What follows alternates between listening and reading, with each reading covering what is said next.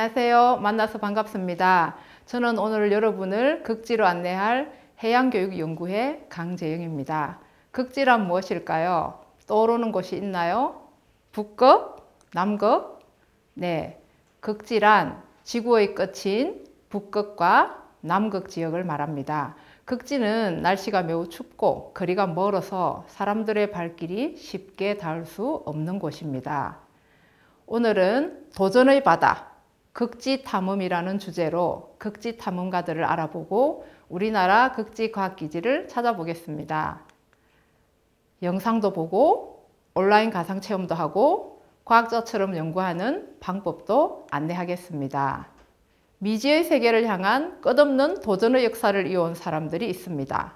고대 바이킹들은 BC 6000년 전부터 원시적인 작은 배를 타고 북극해를 항해했습니다. 1845년 영국의 존 플랭클린은 134명의 선원을 태우고 북서항로 개척에 나섰다가 모두 실종되는 안타까운 사고를 당했습니다.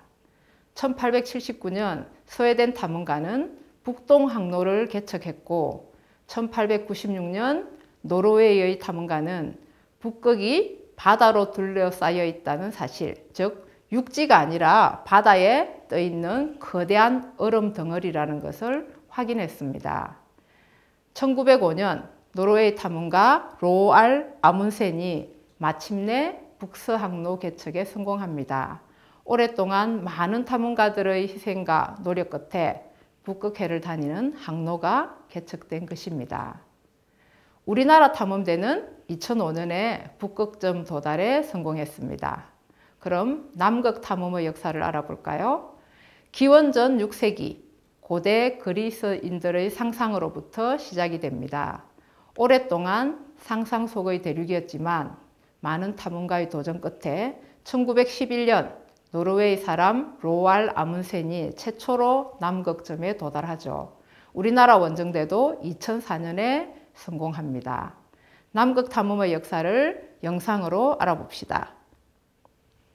20세기 초 노르웨이의 로알 아문센과 영국의 로버트 펠컨 스콧은 누가 먼저 남극점에 도달하느냐를 두고 경쟁했습니다. 승자는 노르웨이의 탐험가 아문센이었죠. 아시아에서는 일본의 탐험가 노부시라세가 남극을 다녀왔습니다. 역사적으로 어려운 시간을 보내고 있었던 우리나라는 어땠을까요? 기술은 부족했을지 몰라도 꿈의 크기는 작지 않았습니다. 우리나라도 남극 탐험에 도전했습니다. 1914년에 나온 서해풍파라는 소설입니다. 소설가 이상춘의 작품으로 어부 집안의 자손 이해운, 이해동 형제가 주인공인데요. 일제감정기 시절 먼 바다로 나가고 싶었던 형제가 외국에서 항해학 공부를 마치고 탐험에 나서서 남극 대륙을 발견한다는 이야기입니다. 우리 민족의 자긍심을 높여주는 내용이었죠. 우리나라가 실제 남극에 간 것은 이로부터 60년이 지난 다음이었습니다. 1978년 남극 바다로 향한 우리나라 배 남북호입니다. 남북호는 남극 땅을 직접 밟진 못했지만 남극 바다에서 크리를 잡고 서식 환경을 연구하고 돌아왔습니다. 1985년에는 드디어 남극 대륙에 태극기가 휘날렸습니다. 한국해양소년단 연맹이 조직한 17명의 남극 관측 탐험대인데요. 킹조지 섬에서 남극 땅을 밟은 탐험대는 남극 최고봉인 빈슨 매시프봉에도 올랐습니다. 이런 활동들을 바탕으로 우리나라는 1986년 남극조약에 가입했고 1988년 우리나라의 첫 번째 남극기지 세종과학기지가 세워졌습니다. 소설 서해풍파가 세상에 나온 지 74년 만이었습니다. 그 후로 30년 우리나라는 또 하나의 남극기지인 장보고기지, 북극의 다산과학기지, 세빙연구선 아라온호까지 갖추게 되었습니다. 2004년에는 국내 유일의 극지과학 전문 연구기관 극지연구소도 문을 열었습니다.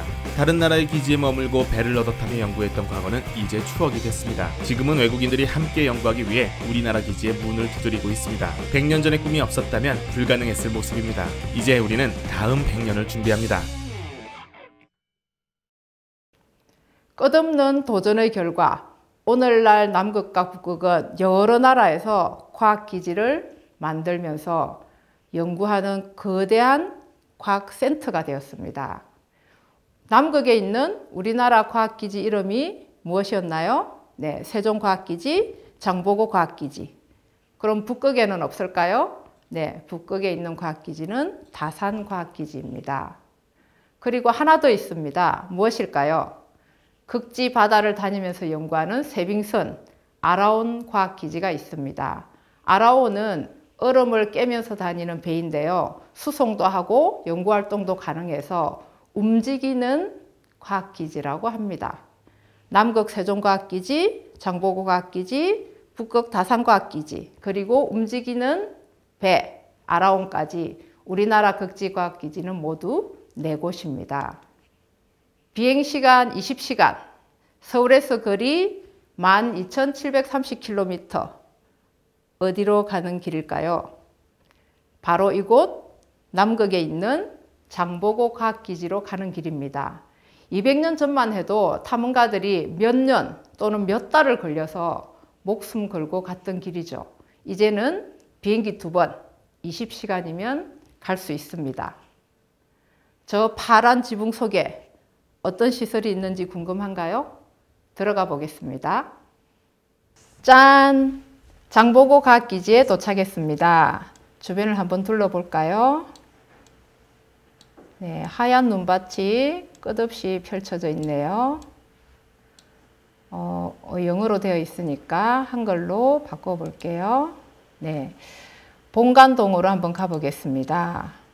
본관동 1층은 땅에서 기둥으로 이렇게 떨어져 있어서 눈이 많이 와도 괜찮을 것 같습니다.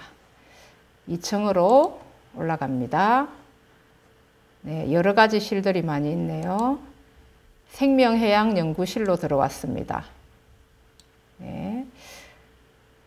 대기우주과학연구실도 있습니다. 지구물리연구실로 이동했습니다. 네, 지질운석연구실로 왔습니다. 과학기지답게 여러 가지 연구실이 많이 있네요. 어떤 연구를 하는지 이름을 들으니까 알 수 있을 것 같아요. 이번에는 4층으로 올라갑니다. 네, 바깥으로 나가볼까요?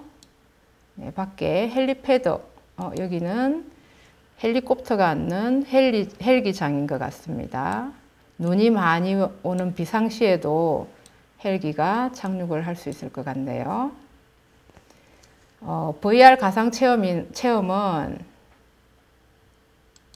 여러분이 직접 누구나 다 할 수 있는데요. 극지연구소 누리집에 가면 남극 세종과학기지, 북극 다산과학기지, 아라온 다 여러분이 볼 수 있습니다. 이번에 아라온호에 잠시 탑승해 볼게요. 네, 아라온이 모습이 보입니다. 바다를 다니면서 연구도 하고 수송도 하는 과학기지입니다. 메인 데크로 잠시 올라가 보겠습니다. 회의실이 있네요. 그리고 여기도 연구실들이 많이 구비되어 있습니다. 가보고 싶은 곳이 너무 많고 궁금한 곳이 너무 많지요. 여러분이 시간을 가지고 천천히 다 탐험해 보면 좋겠습니다. 극지과학기지에는 여러 연구실이 있고 다양한 연구를 하고 있었지요. 과학자들이 들고 있는 길쭉한 기둥은 무엇일까요? 영상을 보면서 알아봅시다. 빙하를 연구하면 과거의 대기 상태를 유추할 수 있는 좋은 연구가 될 수 있습니다. 과거에는 바람이 얼마나 많이 불었고 얼마나 큰 화산이 터졌으며 핵실험은 얼마나 자주 했고 어디서 산불이 났고 많은 정보를 우리가 알 수 있습니다.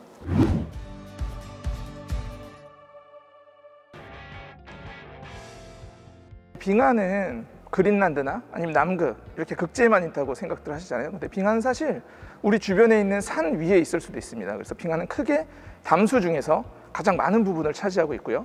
그래서 빙하는 기본적으로 갑자기 얼음이 뚝 생긴 게 아니고요. 눈이 내려서 걔네가 다 젖어서 얼음이 된 거를 기본적으로 빙하라고 합니다. 지금 현재는 지구온난화로 인해서 대륙에 있는 빙하들은 사실 많이 녹고 있어요. 그래서 아프리카에도 사실은 빙하가 있기는 있지만 굉장히 극소량이 남아있는 상태고 그 다음에 남미 쪽에도 조금 있고 대부분의 빙하는 남극에 그리고 북극, 그린란드에 이렇게 있다고 보시면 되겠습니다. 그리고 빙하는 사실 멈춰 있지 않습니다. 조금씩 느리게 계속 이동을 해서 흘러내려서 결국은 바닷가로 이제 빠져나가서 없어지는 그런 운명에 지금 처해 있죠. 빙하가 어떻게 이루어져 있냐면 대부분은 물이고 그 안에 방금 전에 말씀드렸다시피 공기가 있을 수 있고요. 대부분은 먼지지만 극소량의 불순물들이 들어 있습니다. 그럼 사실 분석을 할 때는 그런 불순물들이 어디서 왔는지를 추적하는 연구를 할 수가 있어요. 기본적으로 빙하를 연구하면 빙하가 쌓인 기간 동안 결론부터 말씀드리면 북극에서는 한 10만 년, 남극에서는 한 80만 년 정도의 과거까지 우리가 기후를 복원할 수 있습니다.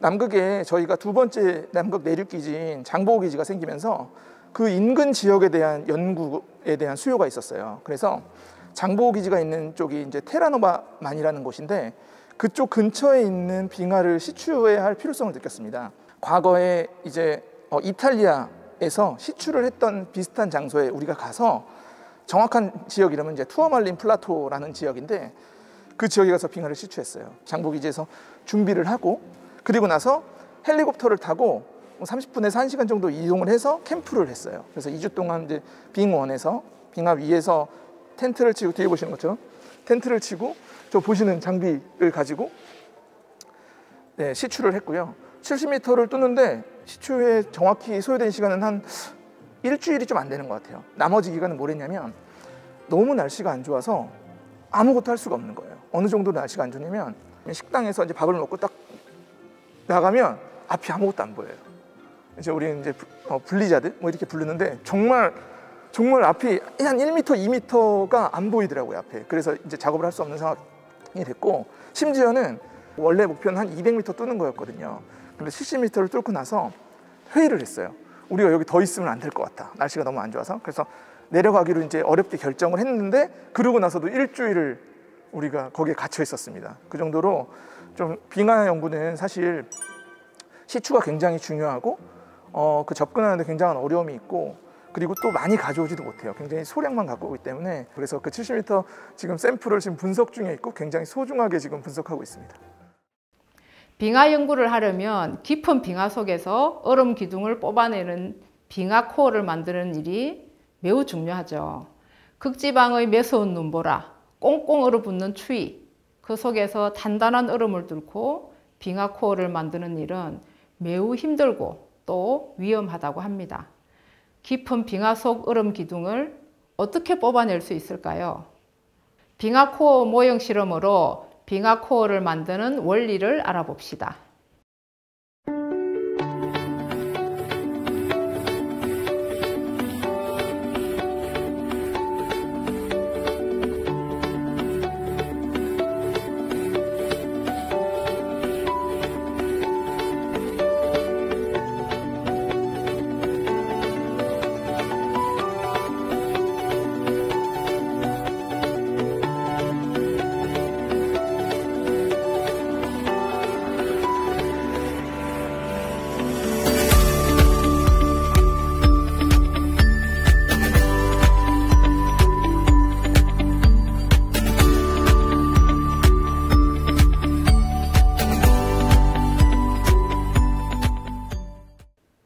빙하 코어 만드는 원리를 잘 이해했나요?